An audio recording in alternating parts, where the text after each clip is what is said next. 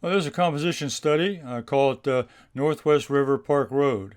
I traveled this road many times during workshops, and I did some plein air classes down here at Northwest River Park. And first of all, I did a value study, a little black and white study there to give me a plan. And then I put some gray on the roadway, and I painted a very light yellow and green as a first layer for the trees.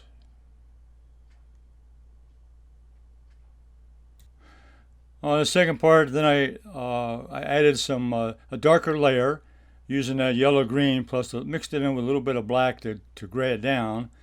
And then I left a white area in the middle section there as my impact area. So this will get me started for the final phase. This final phase here, I finished up the little painting. I added in some dark areas of shadow patterns.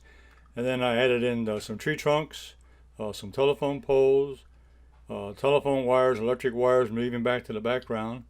And then I put in a nice shadow pattern across the road. So that completed the little painting, and it takes you all the way down to the little cabin there in the woods, which leads you to the Northwest River Park. The title of the little painting is Northwest River Park, and it turned out to be a nice job.